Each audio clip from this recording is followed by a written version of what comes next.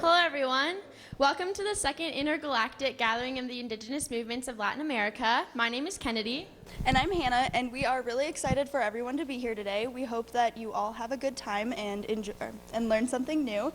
So just a little bit of scheduling. In the morning, we are going to have student presentations and then a few guest speakers, as well as in the afternoon, we're going to have some guest speakers and then student table presentations where you can interact with the students a little more personally. So I'm going to turn it over to Jay, who's going to do a couple of thank yous and an introduction. First of all, thank you everyone for coming and participating. This is an exciting event, and I have to start with some thank yous. I have to thank the Roxy Theater. They stepped up when the University of Montana was not prepared to help us out, and they've been very gracious and generous this morning, and we're very excited about being here at the Roxy and being right here in the middle of the community. Another thank you is to the Latin American Studies Department, who donated money so that we could have coffee and bagels. Please help yourself to those throughout the morning as you're feeling a little bit hungry. My other thank yous are to people who've been of great assistance, and I want to start with Scott Matthews. Typically, and those who Big Sky know who I'm talking about, what he's done. He's incredible, does everything you need him to do, and he's been huge. Press releases to the technology to just making this thing happen. And then Kennedy and Hannah, of course, for all the work they've done. Some of my colleagues, Aaron Fortner and Brandon Hansel, have been instrumental in making this event go as well. So all those thank yous are huge from me. Thank you again, all of you guys. I want to start with our opening speaker. And I've asked Dustin Monroe to come and speak with you. He's a Montana Native American from the Blackfeet Assiniboine tribe. He'll correct me and tell you the actual name here in a bit.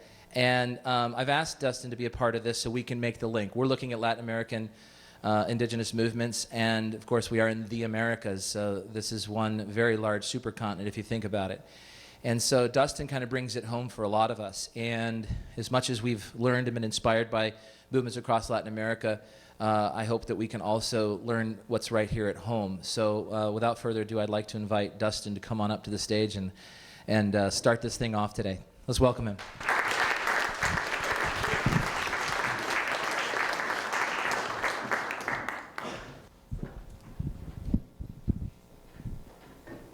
All right. I'd just like to thank Jay and everybody that's here. This is really inspiring to see this happen right here, especially with a local high school and even with the University of Montana. I'd like to say oke nape sentape. I just basically said hello, or you could say hola, like I heard some other people over here talking. And so no matter what language you're speaking, indigenous people, we've all been in the struggle. You know, it's one of the things that here in Montana that a lot of people don't know is that we have to deal with the struggle since 1849. So I don't know if you guys have ever seen those shirts that have said basically fighting terrorism since the opening. You know, for a lot of Native Americans in Montana, a lot of people say, you know, just get over it. Why can't people just get over it?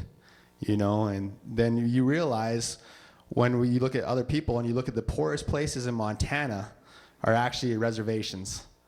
And this has been a traditional thing. It's not because we just didn't get over it. It's because we were given half a deck. And this still happens today. And even it's inspiring because I heard some people talking about Fool's Crow over here. I'm sorry, I'm kind of dropped in on your thing, throwing you guys in a speech. That's what you have to send close to the speaker.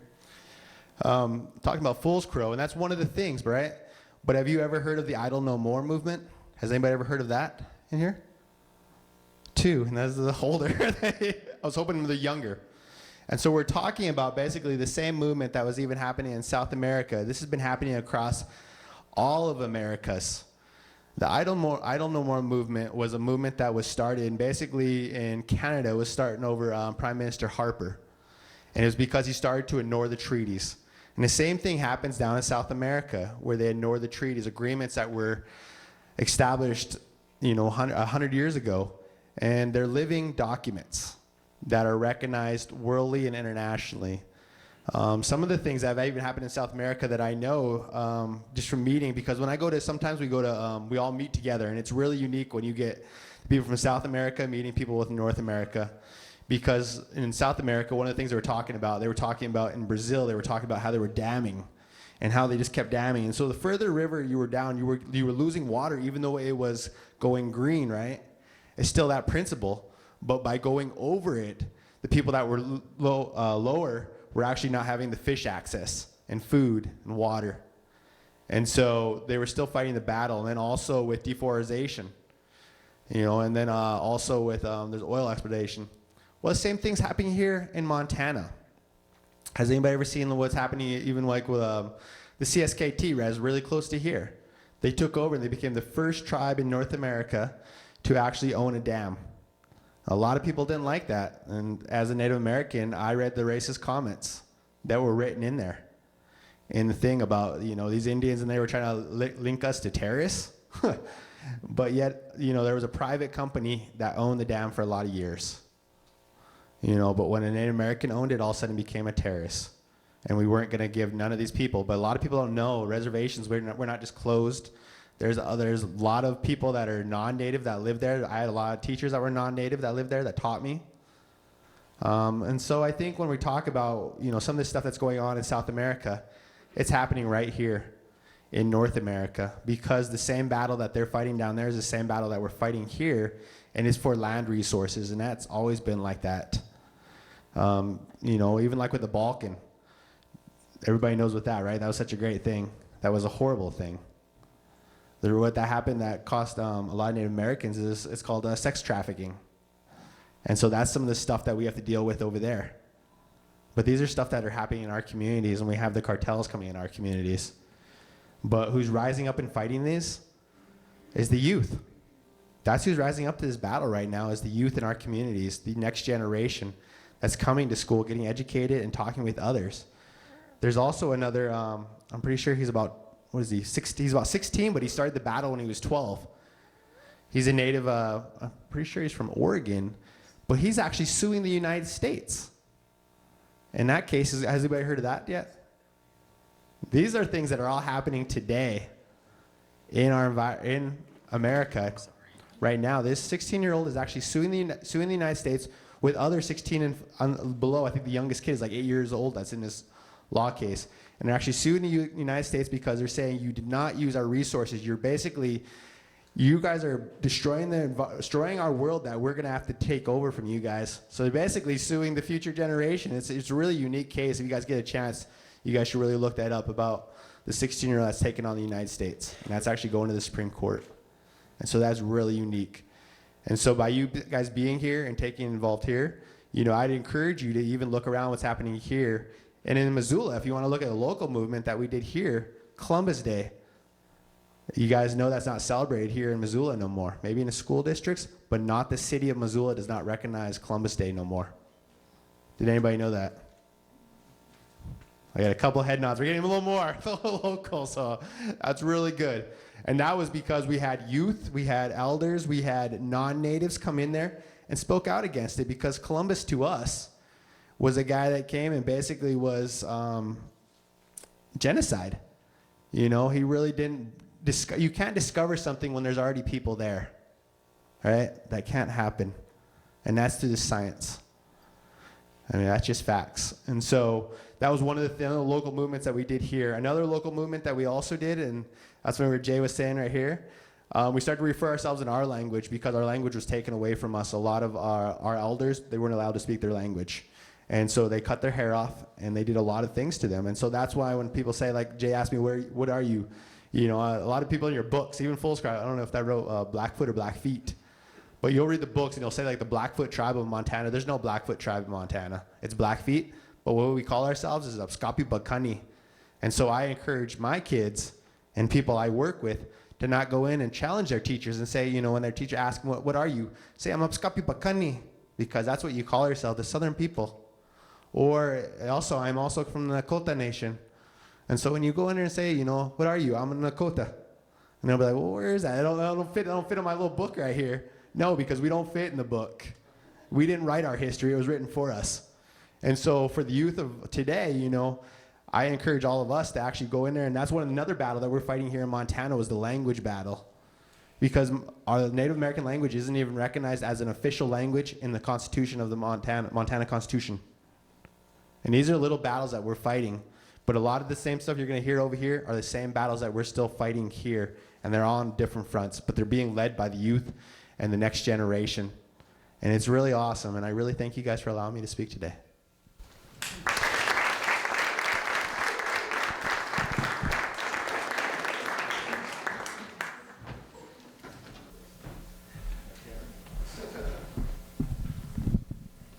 All right, thank you, Dustin. So we are going to do some student presentations. We are going to start with Lance Fisher and Connor Roscoe, who are presenting on Copine.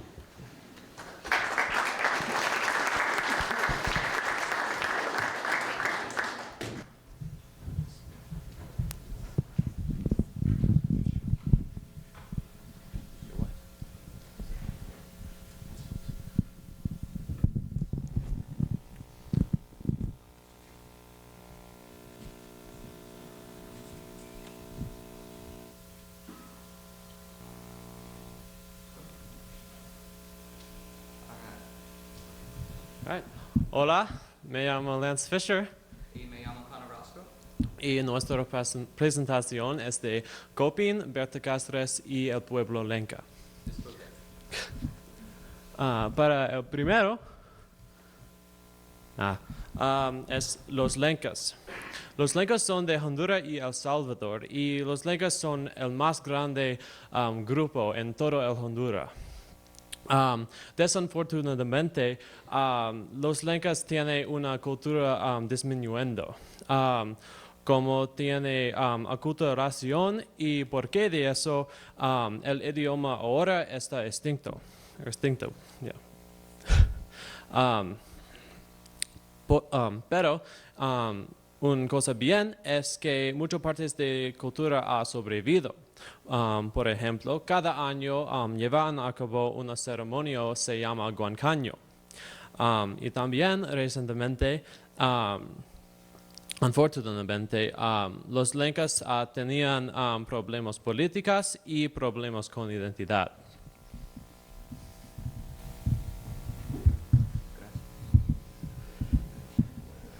Sí, próxima es Berta Cáceres. Así, Berta fue la cofundadora de Copin y la líder de su movimiento. 4 hombres asesinaron a Berta Cáceres en su casa en el 3 de marzo de 2016. Los asesinos forzaron la entrada en su casa desprotegida y dispararon y mataron a Berta. Antes de la muerte de Berta, ella estuvo llevando la resistencia contra la empresa de construcción de presas tratando de construir la presa Aguas Arca en el río Guadalcarque. Mucha gente, incluyendo la familia de Berta Cáceres, da la responsabilidad a la empresa por la muerte de Berta Cáceres. Se dice que con evidencia substancial que la empresa contrató a los hombres para asesinar a Berta, librando la ruta a construir la presa Aguas Arca. Aún después de la muerte de Berta Cáceres, Copin continúan a afrontar muchos retos. Actualmente la lucha mayor de Copin está en la sombra de la muerte de Berta Cáceres. Copin y el pueblo de Honduras están enfurecidos con el gobierno de Honduras por no manejar la prosecución de los asesinos de Berta. Están llamando injusta la acción del gobierno de Honduras y quieren que más que 4 hombres enfrenten un juicio para el asesinato de Berta, cuando es tan obvio que había más de 4 personas involucradas.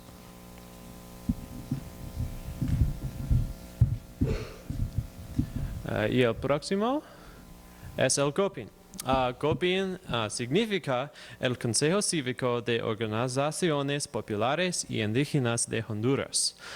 Copin consiste de más o menos 200 comunidades lencas. Copin nacido en un tiempo del movimiento para parar la tala y avanzar luchas populares. Hoy, Copin abarcando 4 estados y Copin es luchando para los derechos de lencas y los derechos de todos los indígenas. El Copin es luchando para cosas como ambiental, cultural, económico, social, salud y educación. Copin quiere defender la territorio lenca y recursos naturales. El cosmovism para Gopin y los lencas es de respeto por la madre tierra.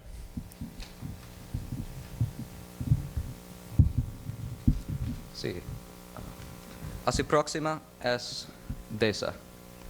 DESA es una empresa de las presas y es la empresa primera que es involucrado con Aguasarca. Aguasarca es el nombre de las presas en la región de las Lencas.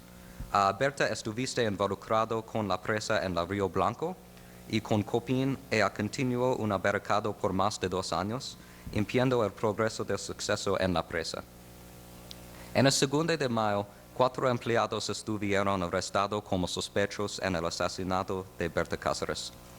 Aquí es una declaración de DESA a través de los derechos humanos, directamente del sitio web de DESA. Y lo siento porque es difícil leer. Hidroeléctrica Aguasarca es un proyecto comprometido con el establecimiento de buenas prácticas cooperativas a demostrar un comportamiento socialmente responsable que implica la interacción armoniosa y de colaboración mutua entre la empresa y los distintos actores involucrados en las operaciones conformadas por su personal, las comunidades vecinas al proyecto y los gobiernos locales, a fin de prevenir y reducir continuamente los impactos sociales negativos y a la vez mantener y mejorar los positivos que pueden generarse en nuestras actividades. Así, nosotros gustaríamos agradecer a muchas personas por muchas cosas. Y ya bastaron para todo. Sí. Brian Mack de Goldman ambientó el premio por tomando el tiempo a hablar con nos. Y el Copin por la trabajo continúan hacer. Y todos de usted, gracias por escuchando.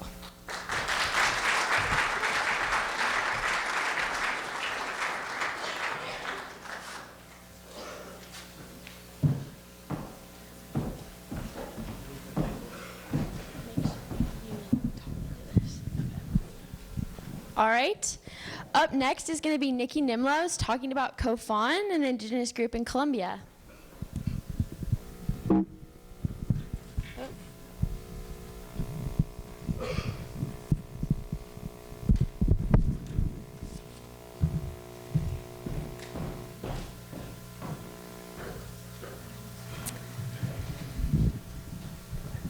Hola. Me llamo Nikki y mi presentación es en los COFAN de Colombia y Ecuador.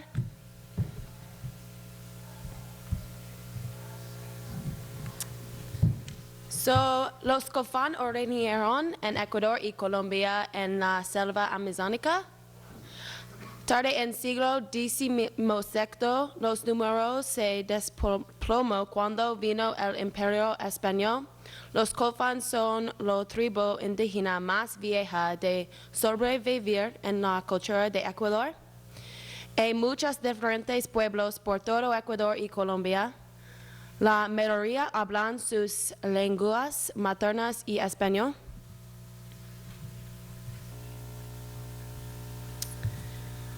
En los fines de los 40 y los 50, la expansión del petróleo en la Amazonia lanzó rápidamente por 1960. Texaco empezó la perforación en nordeste Ecuador.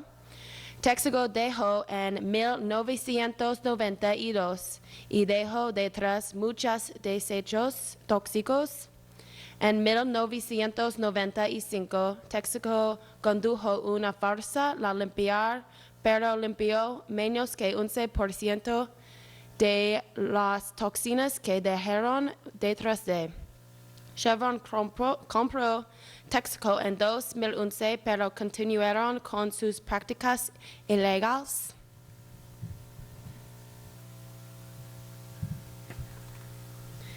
Texaco perforó en el norte de Ecuador en una área 3 veces el tamaño de Manhattan.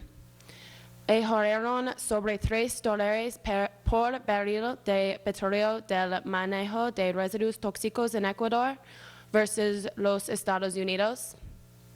Fue descubierto que 18 mil millones de residuos tóxicos fueron abandonados en los arroyos y ríos de la Amazonas. So if you didn't understand that, that's 18 billion gallons of toxic waste in Amazon rivers and streams that Chevron dumped. De cada 20 bebés nacidos entre 15 a 16 tienen una condición de la piel. El agua y el aire están muy contaminados. Por eso muchas personas están enfermando con el cáncer. La edad típica de una persona para conseguir el cáncer es 18 a 19.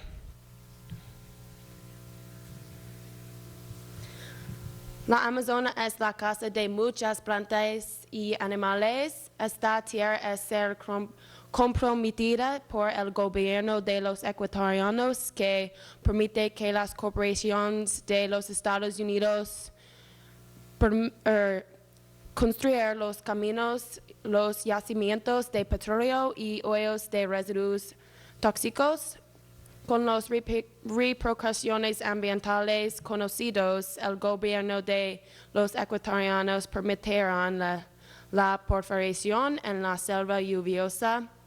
Las plantas, los animales y las personas están muriendo cada día de las repercusiones de la perforación de petróleo. A pesar de tener un investigador independiente que dice que Chevron ha causado 27 mil millones de dólares en daños, so that's $27 billion in damages that Chevron caused. Chevron todavía niega pagar. Chevron reclama que no hicieron nada mal. Dicen que los abogados de Ecuador son corruptos. A pesar de tener problemas con las compañías petróleos, los pueblos cofán tienen problemas con gobiernos corruptos y la violencia de paramilitar. Están siendo representados por funcionarios corruptos que no tienen su mejor interés en la mente. Según a perseguir el gobierno de una respuesta hacia las violencias de derechos humanos contra ellos. Su objetivo principal es ser reconocido. Los COFAN continúan su resistencia, pero todavía tienen muchos problemas con violencia de los paramilitares, gobierno corrupto y grandes empresas petroleras. Continúan a luchar para el reconocimiento y sus derechos de igualdad y derechos básicos del gobierno. That's it. Gracias.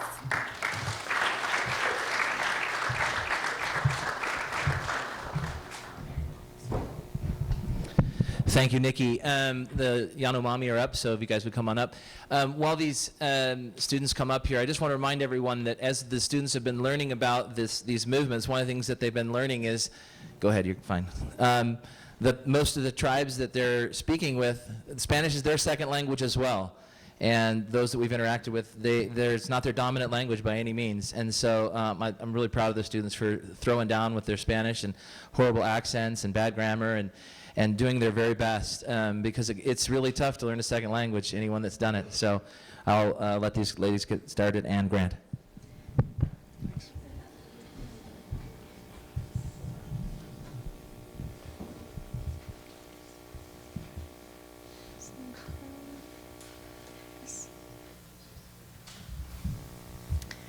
Hola, buenos días. Soy Melissa Henniker.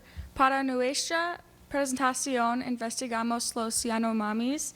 Así, Yanomami significa hombre, gente o especie. Quien no sea Yanomami es nape, es decir, extraño, gente de cuidado, gente peligrosa.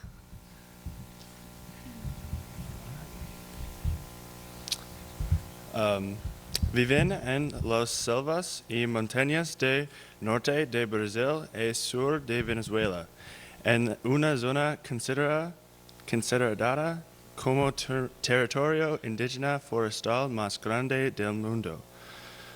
El clima es extremadamente húmedo, el caliente y llueve menudo.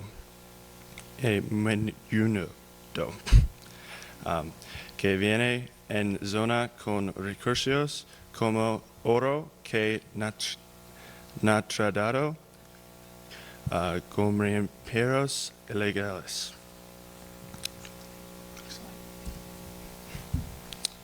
La vida. Hay 300 diferentes comunidades de Yanomami. Cada comunidad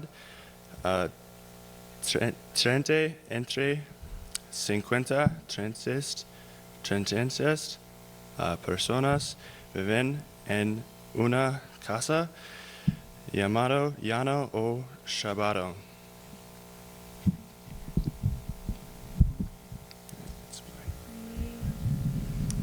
Por la comida, la mejora de los alimentos de Yanomami proviene de sus milpas y también cazar, pescar y recoger comida en el ambiente.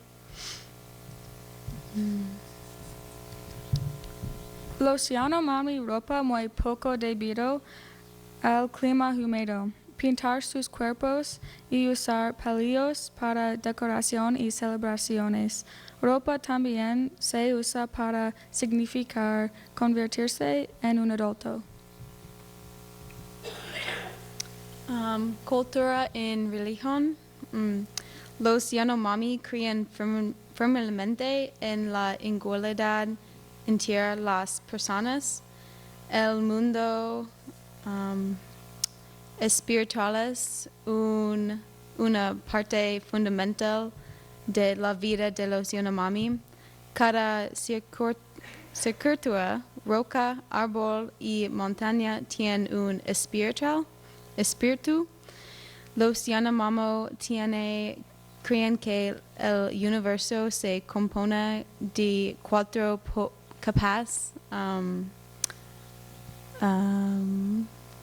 paralelas y nosotros vivimos en capa y camisa.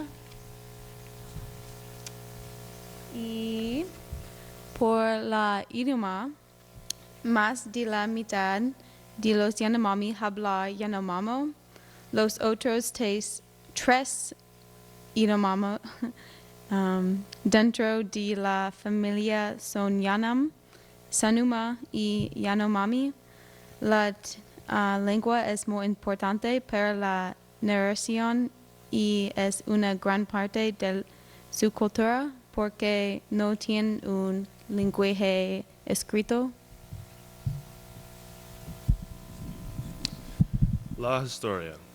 Los Yanomami son una tribu nómada y se cree han llegado a través del estrecho de Bering Strait hace 15,000 años. El Yanomami por primera vez en contacto con los forasteros en los años 50. En los años 70 mineros vinieron y mataron a miembros de Yanomami sobre la tierra. La población Yanomami se reluctó debido a la malaria, envenenamiento por mercurio, destrucción y violencia. En los años 70, el gobierno construyó un camino que solo crea más problemas de Yanomami. And then the picture on the top left is some ashes held in the baskets from that. So,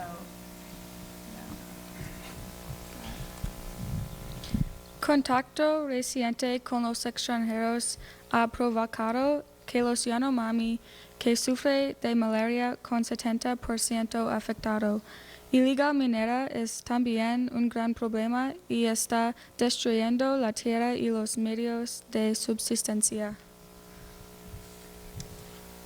Y figuras clave. Así, David Campoa es un shaman Yanomami y el portavoz quien encabezó la campaña de larga duración para proteger del territorio Yanomami en Brasil. Christina Haverkamp y David Campinompoa durante los últimos 20 años. Él ha estado viajando por el mundo, ofreciendo discursos en nombre de los Yanomami y sus inánimos frente a infinidad de políticos y organizaciones no gubernamentales.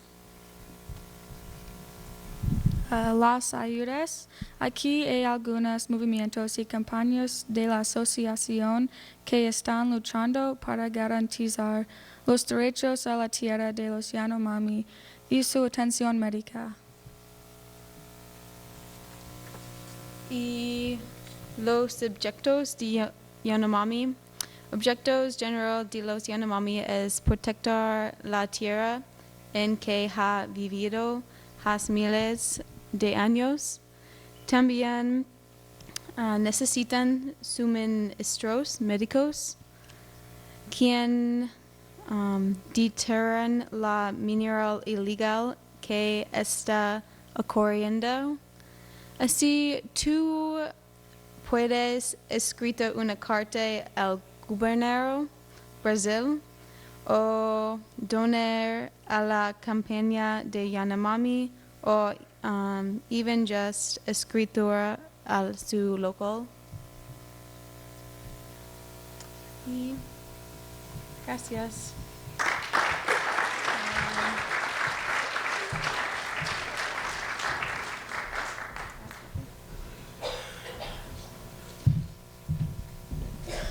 All right, thank you guys. So our next group is Los Mapuche, which is Rains Baker, Sarah Siraman, and Maddie Oslame.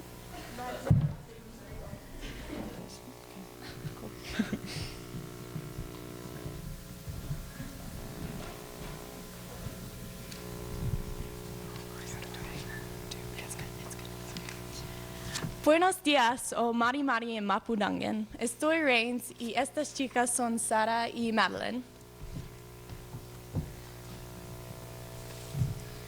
La nación mapuche se encuentra en el cono sur de Sudamérica, donde los países de Argentina y Chile son encontrados.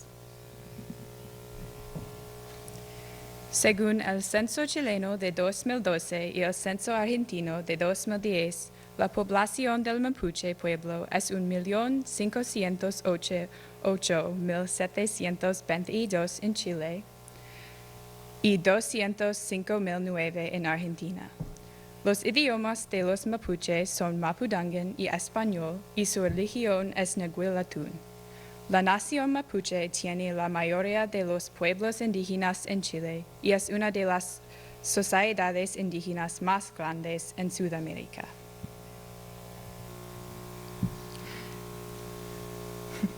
El 6 de enero de 1641, el Imperio Español reconocieron los mapuche como una nación autónoma cuando se firmó el Tratado de Quilín. Esto fue el resultado de los españoles incapaces de detener a los mapuches en la batalla. Entre 1870 y 1885, cerca de 100.000 mapuche fueron asesinados cruelmente por los militares. Chile y Argentina violaron la ley internacional porque no respetaron la frontera reconocida por una potencia internacional. Ellos continuaron violando la ley cuando confiscaron tierras mapuche y obligan a la gente a trasladarse a reservas. Los estados de Chile y Argentina querían exterminar a los mapuches físicamente y culturalmente. Miles de estos indígenas fueron exiliados y perseguidos durante décadas. En 1990, Argentina y Chile regresaron a la democracia, pero había poco cambio para los mapuche. Por esta presentación, nosotros pudimos hablar con Verónica y Willy Pan por teléfono sobre las luchas y los éxitos de los mapuche. Verónica es la secretaria del Observatorio de Derechos Humanos de Pueblos Indígenas, o ODHPI. Esta organización trabaja de acuerdo con los mapuche para promocionar los derechos humanos de los pueblos indígenas y para animar interculturalidad.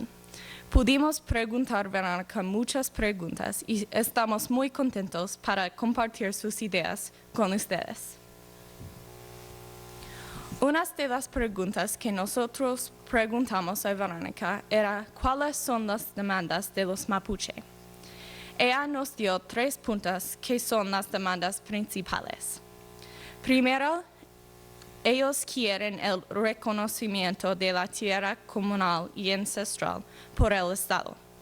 También ellos quieren ser consultados antes de las empresas entren en sus comunidades. La tierra de los mapuche es muy importante de ellos y quieren protegerlo de las empresas destructivas. Finalmente, ellos quieren cambiarle la estructura de los sistemas educativos a una educación intercultural y interdisciplinario. Quieren crear un ambiente escolar en el cual todas las culturas pueden prosperar.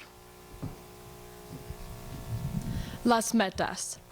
Los mapuche quieren ser una comunidad que permite diversidad y pueden coexistir con otras tribus indígenas. Los mapuche solo quieren sus derechos y su libertad. Los antagonistas. Los antagonistas de los mapuche son el Estado y el gobierno, pero es la verdad para todas las tribus indígenas. También el sistema capitalismo, que es basada en ganancia y extrae no solamente los recursos naturales, pero también la esencia de la sociedad. No hay una empresa transicional singular que es una antagonista para los mapuche, pero la estructura que es el sistema.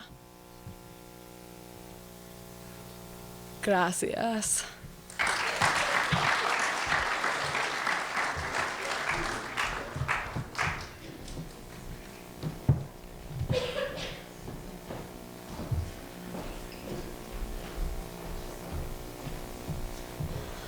All right, so the last group we are going to have go before we have a guest speaker is Schwar, which is Sydney Britton and Danielle Buchanan.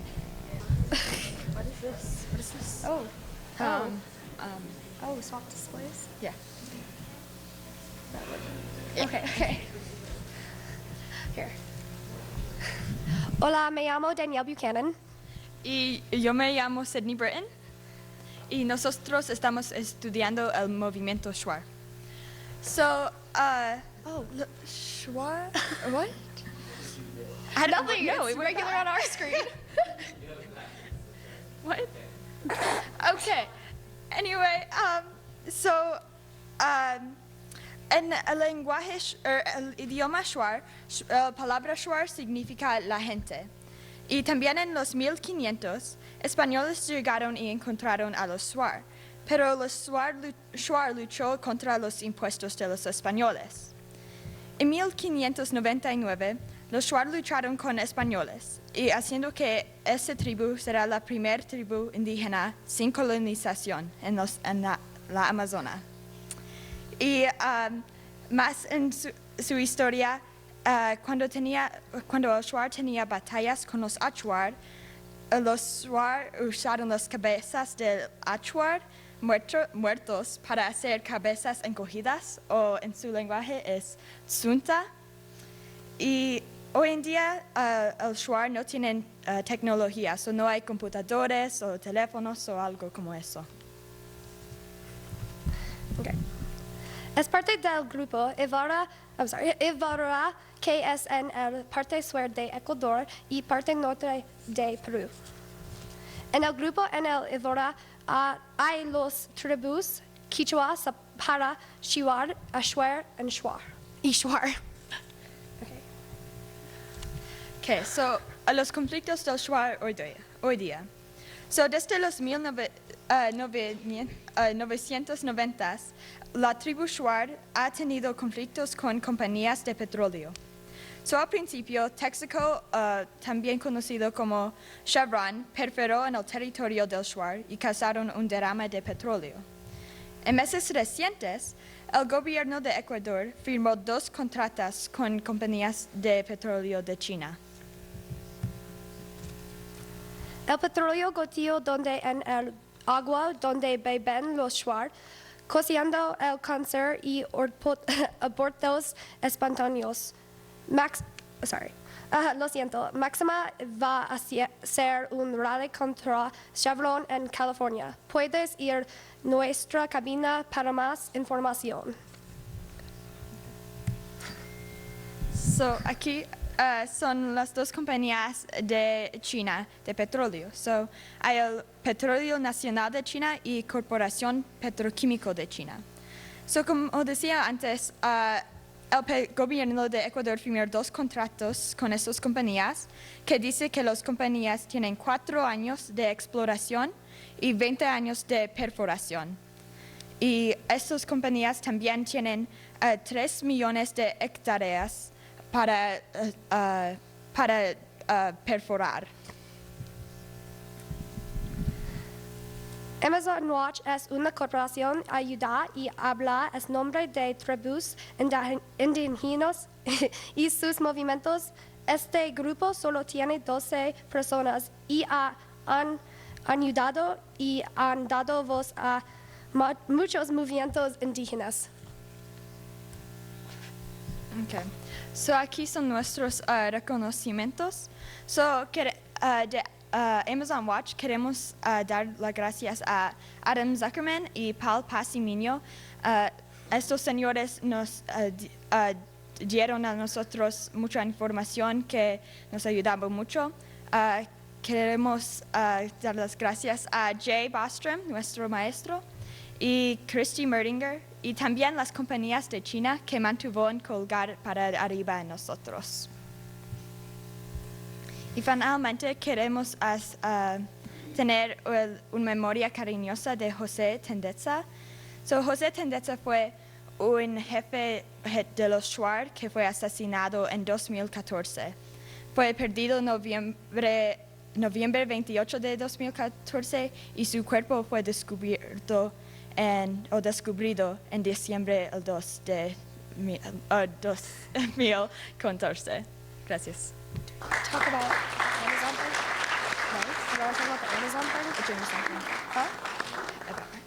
Oh, well, I'm sure. Oh, okay. So we're going to have the student groups that just presented come up, and this is a time to interact in English with the students, to ask them lots of questions, things they learned, things they observed, while I connect with Professor Chomsky. So you have a little bit of time. Please speak very loudly in the audience so that MCAT can hear you. Just a reminder, this is live streaming on television. And for the students to please pass the mic along. And it doesn't have a long cord, so if you get asked a question, come close to it. I have a question for all the groups. What was the most difficult part of this project for you guys? The contact with the tribes, or? So our hardest part was getting in contact with the Chinese petroleum companies, because we called them multiple times and they would just tell us that we needed a contact name. So once we found a contact name, we asked them and they said no, and they just hung up on us multiple times. So that was probably the hardest part for us. And then also trying to get a hold of Amazon Watch, which Jay really helped us, and we got a hold of Adam and he gave us all this information. So that was probably the best part of the project too, just to kind of add that in. Do you guys have any hardest parts?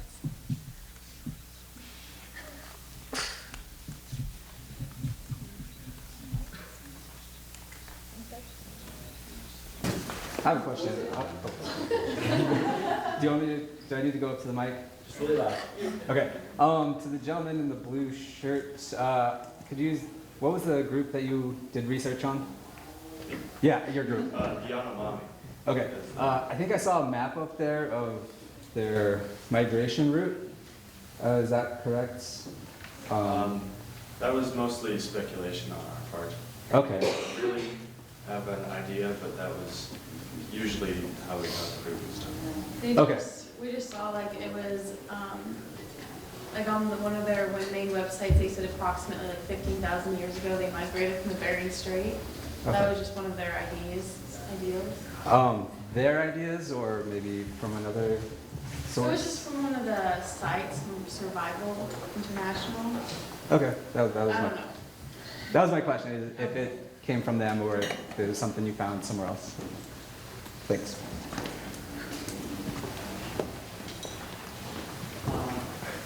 For the guys who had to speak like to the Spanish people, then you guys needed like a Skype thing, right? How do you guys feel? Like, was it hard for you, or I don't know, to travel speaking to them? How do you guys feel about that?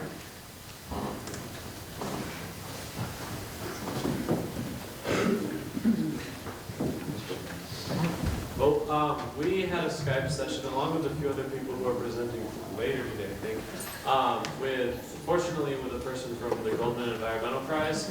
So, but he lives in San Francisco, I believe, so he obviously spoke English, so that made things a lot easier. I'm sure that if he spoke Spanish, Jay would have helped us out, but it would have definitely been more difficult to ask the questions that we wanted, the answers to and stuff. So, I don't know if anyone else has input. Yeah, about that.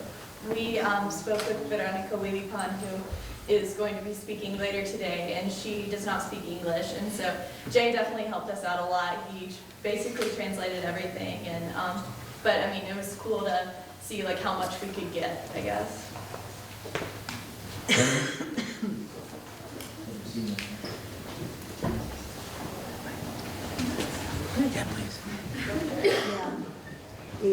After listening to the to each other, like the groups, when you researched your own group, but then you listen now to each other. So what would you say? And this is a question for all of you.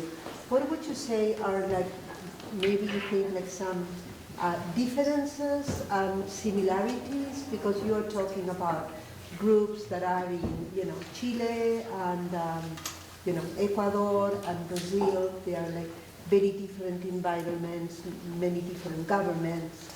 So what would you like to open like that conversation to anyone?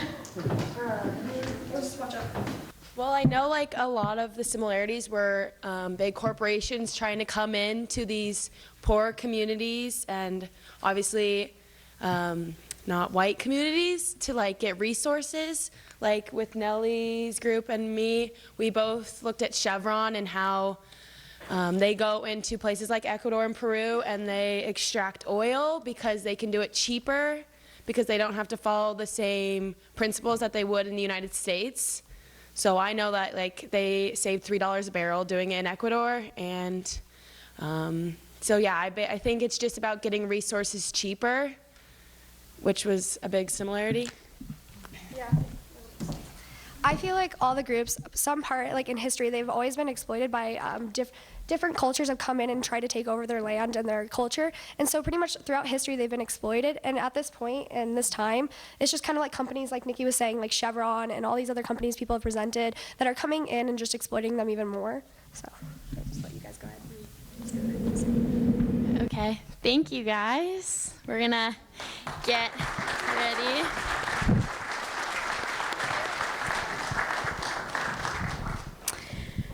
Okay, so up next will be Professor Noam Chomsky. Just something to interject, his schedule is incredibly busy, and for the time that he's donated to us, we are extremely grateful. I know for sure that I emailed probably 15 different well-known intellectuals, and Professor Chomsky got back to me within 10 hours, which I thought was pretty incredible, that he was not only willing to Skype with us, but he was also more than willing to converse with us and to donate this time. So because he has such an incredibly busy schedule, we have the opportunity to talk to him for about half an hour, but because of this, we won't have time for a public question and answer because he is so busy that we just want to hear him talk. So. Yeah. Hear what he has to say. Yeah. One last thing to say about Professor Chomsky. Most of you who are here know who he is. For the students that don't, this is a professor at Massachusetts Institute of Technology, MIT. One of the most known and recognized intellectuals maybe ever. Some quotes say he's like the 8th most quoted man in the history of the world, like after Jesus and Buddha and a few other people. So he's a pretty extraordinary person, a linguist, a philosopher, a historian, a logician. Not magician, logician. And maybe he's a magician, I don't know. You'll have to ask him. But the one thing I got to say about Noam Chomsky that's extraordinary is through the years, I've actually emailed him just for the fun of it, and he always replies. So as intellectuals go, especially public figures like this, professors, he always makes time for interviews, for people, and at this point in his life, he's literally on just like interview circuit, and he's just cruising around doing this all over the world. So we're going to go ahead and call him. He's sitting there waiting for us. Again, I apologize. We don't have time for everyone to ask questions. The students have prepared some questions that he's going to just talk about for us for a half hour. Enjoy.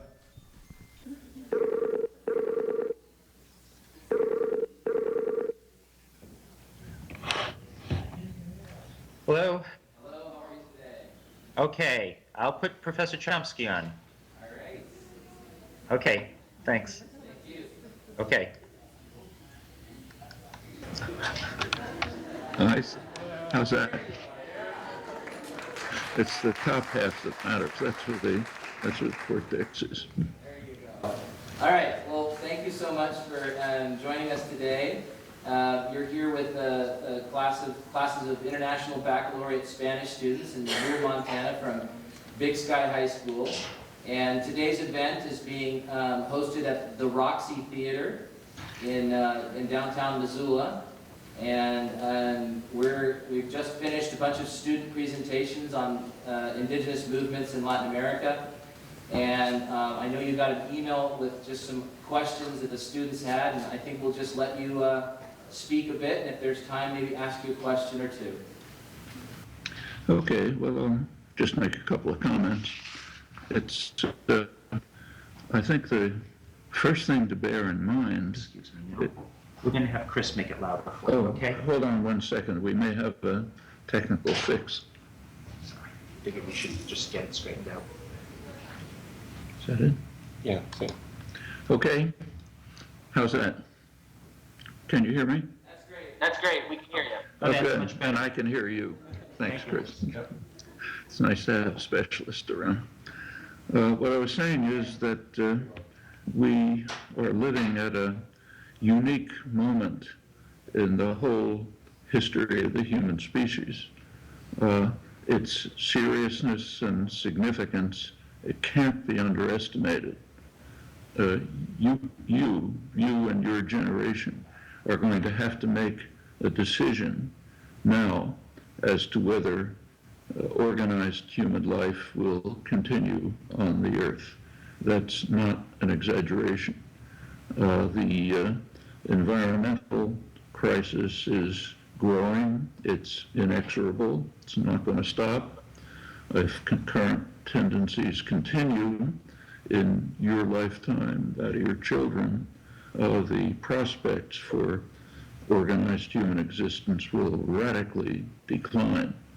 It's not really controversial. Take a look at any issue of a science journal, every issue that comes along. It's more grim forecasts. We have already made this decision, incidentally, for other species. The current level of species extinction due to anthropogenic global warming, human-created global warming, is already at the level of what's called the fifth extinction. 65 million years ago, when a huge asteroid hit the Earth, ended the age of the dinosaurs, opened a way for small mammals to exist, ultimately us. Now we're the asteroid. We're killing species at the level of the asteroid 65 million years ago, and we're next. It's not far off. Already 300 million people, not a small number, are facing death from lack of water in India after a drought, unprecedented drought that's been going on for years. It soon will be greater. Some things happening elsewhere in the world, Bolivia, other places.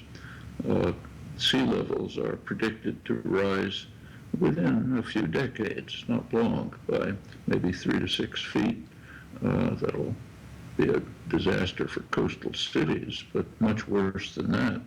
Coastal plains like Bangladesh will be inundated. That's hundreds of millions of people fleeing, trying desperately to survive. If anyone thinks there's an immigration crisis now, just wait a couple of decades. And it's plain that the rate of global warming is faster than it's been, far faster, hundreds of times faster than at any recorded time. All of this is happening. What's happening in the richest country in the world? We're having a primary right now. Ask yourself, to what extent is the most significant question in world history arising in the primary? Well, on the Democratic side, practically not at all. A few phrases now and then, but practically nothing. On the Republican side, it's raised a lot. It's denied. Every single Republican candidate says it's not happening. One exception, John Kasich. He said, yeah, it's happening, but we shouldn't do anything about it. That's even worse. The one who has the nomination sewed up says it's just a hoax, forget about it, let's not do anything about it. So in other words, we have the richest, most powerful country in world history, which is saying loud and clear, let's race to the precipice as fast as we can and fall over it and make sure that within a short time, organized human life can't persist. That's the richest, most powerful country in the world. Let's go to the other extreme. Bolivia, the poorest country in South America, second poorest in the hemisphere after Haiti, which has been devastated by centuries of imperial racist violence. So go to Bolivia. What's happening there? The opposite. Bolivia is the one country that has established the rights of nature, the rights of survival, as part of their legal system with very extensive efforts. Of course, Bolivia itself is facing prospects of global warming, which are quite severe as the glaciers melt, but they have taken strong action more than any country in the world. They've run international conferences to try to do something about it. That's the poorest country in the world. At the same time that Bolivia was, at the very same time, same month, that Bolivia was instituting the strongest measures yet adopted anywhere to deal with the crisis. That same month, the Republican-run Congress in the United States blocked a resolution which simply said global warming is taking place. Not let's do anything about it. A resolution that said it's taking place, blocked by the Republican Congress. That's the richest, most powerful country in the world, poorest country in South America at the same time. Well, what's the difference? The difference is that Bolivia has an indigenous majority, and the indigenous population has been able to use its majority position to take a substantial amount of political power. And that's representative of what's happening all over the world. If there's ever a future historian, there may not be as matters are proceeding, that those historians will look back at this moment in time with absolute wonder. The richest, most powerful, most advanced, so-called advanced, educated sectors in the world are saying, let's destroy ourselves. The indigenous populations everywhere are leading the struggle to try to do something about it. The First Nations in Canada, tribal groups in India, in Australia, Bolivia, Ecuador, almost everywhere you look. That's the current situation. And it has local elements too. I'll just mention, I'll end by mentioning, I don't want to take a lot of time, but I'll mention one example, which is typical of things happening all over the world. It happens to be one in which I'm personally involved, so I'll discuss it. It's a small, remote village in southern Colombia, Santa Rita, hours away from any highway. You have to get there on a virtually impassable dirt road. I went for personal reasons. As you approach the village, you pass a cemetery with a couple of dozen crosses where people from the village were murdered by the paramilitary, military alliance that the U.S. supports, among the hundreds of thousands of victims. When you get to the village, it's very, when I got there, there was a meeting going on, a communal meeting of the people of the village, just listening to an analysis of how they could deal with their water problems, a hydrological analysis, participation by the villagers. One person from the village who had gotten an engineering degree was talking about the details. Well, there's a mountain right next to it, which is the source of their water. The mountain is threatened by gold mining enterprises, Canadian-based mining enterprises, which are causing environmental and human devastation all over the world. If the government wants to assign concessions for gold mining, which will destroy the environment, of course destroy the water resources of the village, and they're trying to stop it.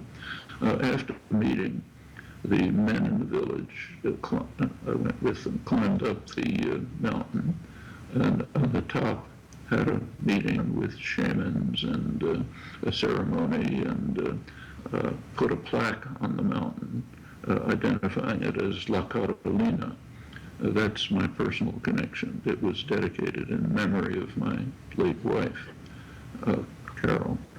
And the idea was to try to preserve the mountain from the attacks by the West, by the United States, by Canada, by mining operations dedicated to destroying the environment as fast as possible. When we came down from the mountain, there was a communal meal. The women in the village had arranged a meal, and it's an extremely poor village, but there's a level of kindness, sympathy, concern for you, concern for the human species that you just barely can find in rich countries, small people. That's the kind of thing that's happening around the world. That's the situation which you're in. You and people like you are going to have to make the decision as to whether we pursue the course outlined by the power systems in the richest and most powerful countries in history, or whether we're going to listen to the indigenous populations, which both at the broad level, like Bolivia, and at the local level, like Santa Rita, are trying to do something about the future of the species.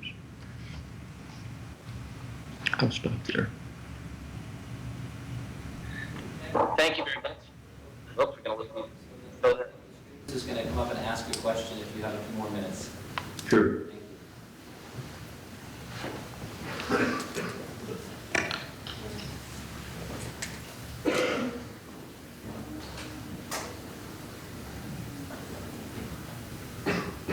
Hello, Professor Chomsky. My name is Kennedy. I'm the student who emailed you. Can you hear me? Just about. Just about?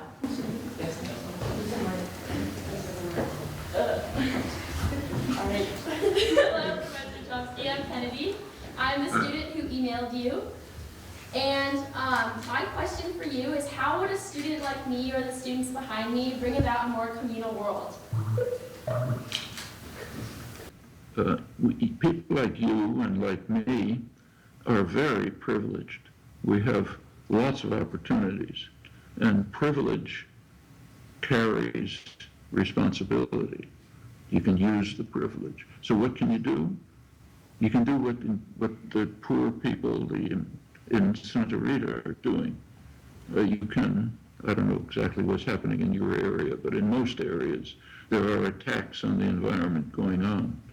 There's things that can be done about it, whether it's production of local food, blocking mining operations, or engaging, apart from just local activities, joining national organizations like 350 and working to try to bring about a change in the national policies which are directed to destroying the species.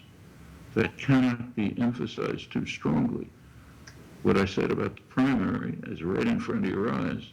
You can see it, and you can become involved in one of the local branches of these national organizations, and you can carry out the kinds of activities relevant to your local environment that the people of the deeply impoverished village of Santa Rita are carrying out relative to their environment.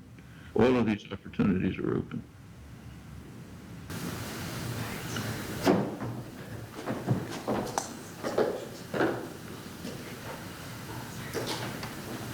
Hi, hello.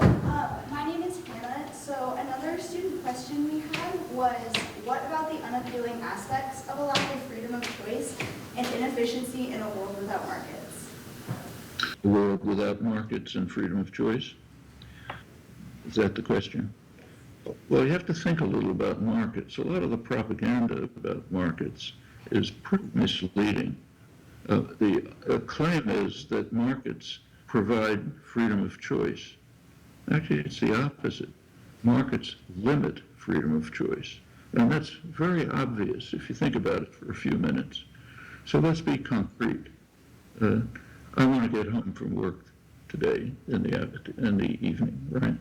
Now, the market does give me some choices. I can choose a Ford or a Toyota, but it doesn't offer me the choice that I want. Efficient mass transportation is the best choice for me. If I could have that choice, it's the best choice for you because it reduces environmental damage.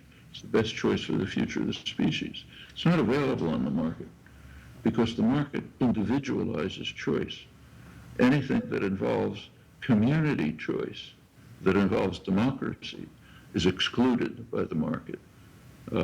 So the market fundamentally reduces choices and happens to do it in a lethal way, not only in terms of the effect on the environment and the society, but also just culturally. It's forcing us to be individual consumers whose lives are oriented to how many apps can we buy, but not oriented to what can we do about the problems facing the human species. That's the market. It has other problems too. The markets, in principle, eliminate what economists call externalities, the effect of a transaction on others. So if I sell you a car, let's say, and we're paying attention, we'll make a good deal for ourselves, but we won't ask what's the effect on the other people sitting in this room. And there is an effect.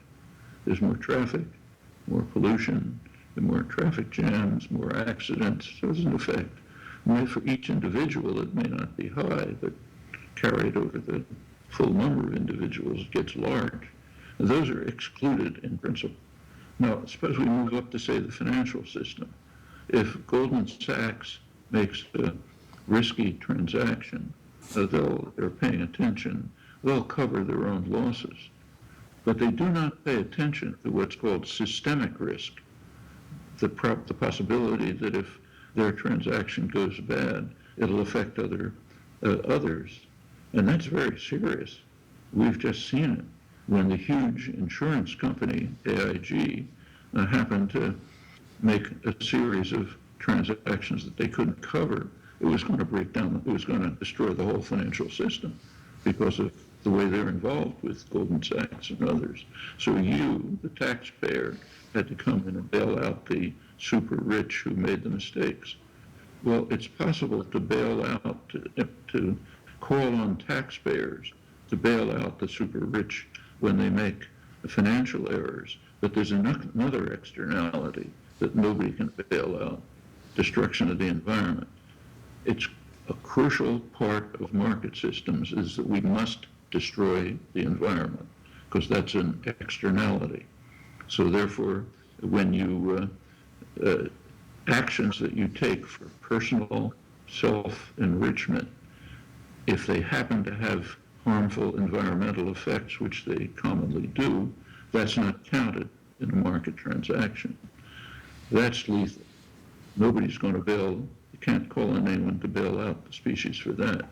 So and it goes on like this. There are very serious problems with markets. And incidentally, I might say something else, which is, again, pretty obvious if you think about it, but never discussed. There are huge industries in the United States dedicated to ensuring that markets don't work, literally. If you've ever taken an economics course or just read the standard material on markets, you know that markets, the theory that markets work is based on the idea that informed consumers make rational choices. That's the core of economic theory and the basis for approval of markets. Well, there's an industry called the advertising industry, which devotes hundreds of billions of dollars a year, literally, to ensuring that that uninformed consumers make irrational choices. Every time you look at a television ad, that's what it's trying to do.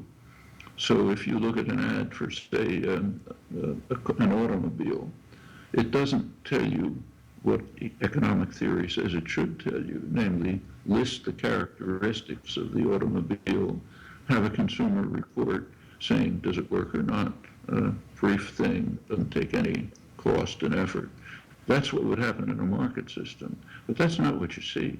What you see is some famous athlete or a famous actress and the car kind of zooming off into the stratosphere and doing and so on. What the ad is trying to do is to turn you into an uninformed consumer who will make irrational choices. And this is not a small part of the economy.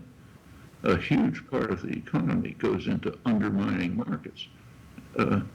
All of these things are just obvious on the face of it. You don't have to have a PhD to figure this out. Just have your eyes open. And but it is an extraordinary problem. Now, what about markets? Could they be used in a free and just society? Yeah, they could. They could be used as a way of getting information about what people are interested in.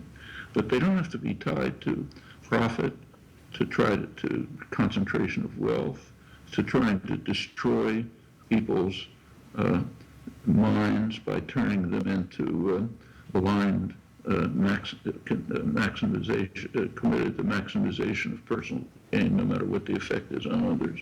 They don't have to be used that way. They could be used in a way which actually helps people. And that's true of the economy generally. It's perfectly possible for the economy and the society to develop in a way in which what's produced, what's interchanged, what's taught, and so on, is designed for the benefit of people, not for the benefit of private profit. That's a big difference. One of the reasons why the U.S. health system is an international scandal, as it is. It's about twice the per capita costs of comparable countries and some of the poorest outcomes. One of the reasons is that it's the only system in developed societies that's oriented not towards providing health, but towards making profit. And that radically distorts it. These things are in every aspect of our lives. They're not profound. You don't have to be a quantum physicist to figure them out. They're right in front of your eyes.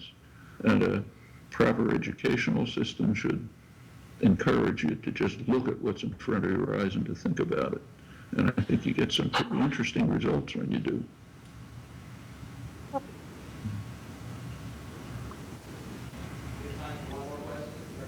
Sure.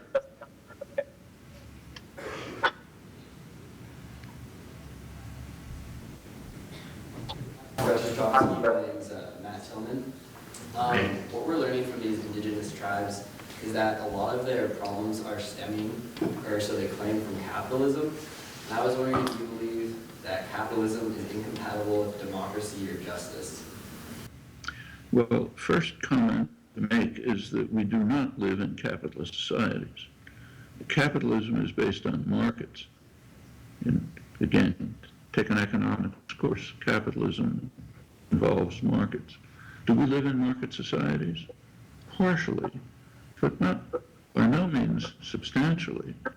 So a substantial part of the economy is based on state sector. You have a computer, you have an iPad, you use the internet. Where did all that stuff come from?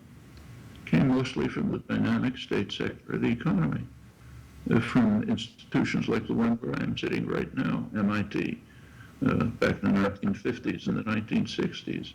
These are the places where computers, internet, microelectronics, laser, satellites, and so on were developed. After 20 or 30 years, they were handed over to private corporations like Apple and Microsoft to market and make profit. That's the way the economy works. What's more, this goes back to the beginning of the American Republic, where Hamilton sensibly decided to violate market principles and to follow the model of England, which had a large state sector in development and prospered. And Hamilton's model was to do the same thing, and the United States prospered. So we have a kind of a state capitalist economy. Is it incompatible with democracy? Yes, in a fundamental way. Democracy means that people make the decisions that about matters that are of concern for them. Well, you know, among the matters, let's say, suppose there's an industrial plant in Indiana and people are working at it. And suppose a question arises as to whether it should be moved to Mexico. Who makes the decision? Do the workers in the plant make the decision? Does the community make the decision? No. A bunch of bankers in New York make the decision, who happen to be on the board of directors that owns the company. Is that democracy? No, it's radically opposed to democracy. That's happening all the time. If you're a wage worker in any enterprise, you don't decide how the enterprise functions. The owners and managers do. When you get to the peak of the economy, that means highly interlinked concentrations of capital, mostly financial capital, big banks and so on. They make the decisions about how things are going to work in the country. This affects the political system dramatically. There's a residue of democracy, supposedly, in the political system, but it's very restricted, very restricted. There's an enormous impact of concentrated wealth in how political decisions are made. This is actually studied pretty well in mainstream political science. If you look at, the standard works by Martin Gilens, Benjamin Page, Larry Bartell, and others, what they demonstrate is that most of the population is literally disenfranchised. If you look at the lower, roughly 3/4 on the income scale, their elected representatives pay no attention to their attitudes. There is no correlation between what they want and what their representatives do, because their representatives are concerned with re-election and catering to those who can pay for them, can many cases offer them a job after they leave, but just keep them in Congress or the legislature, namely concentrated wealth. You go up the income scale, you get a little more correlation between attitudes and policies. When you get to the very top, which is a fraction of 1%, they're basically making policy. There's a lot of, I mean, we all hear about campaign funding, and that does have a big effect on policy, but there's a lot more going on. If you fund a candidate, suppose you're Sheldon Adelson and you fund a candidate, or you're the Koch brothers, you fund a candidate, you're not only trying to get that candidate in office, you're buying something. You're buying access to the candidate. That, if elected, that candidate is going to invite you, not somebody else, not me, not you, but it's going to invite the funder to the legislative offices where they, meaning the corporate lawyers and the lobbyists who work for them, where they will write the legislation that the congressman then signs. That's the way the political system works. So they're buying access, which means the right to effectively create the legislation for the congressional representative, and this goes all the way up to the White House, that will sign and implement. That has an enormous effect on the political system. That's one of the reasons this has been, changes over the years. It's a battle that goes on for hundreds of years. But basically, since the Reagan years, this is the way things have been working. That's why you have stagnation and decline for the majority of the population alongside of highly concentrated wealth. Now, that's why you have the situation I described when the party that controls Congress is saying, let's race to disaster as quickly as possible. Who cares about people? Who cares about our grandchildren? These are consequences of that kind of system.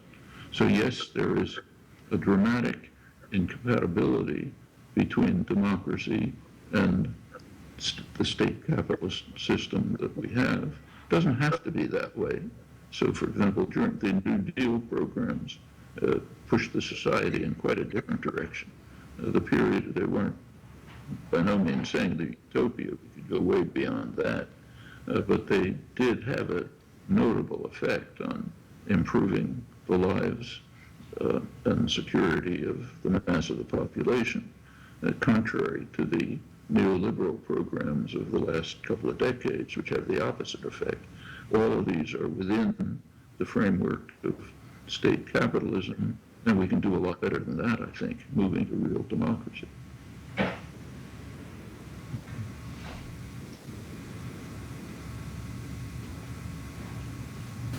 Okay, thank you very much, Professor Chomsky.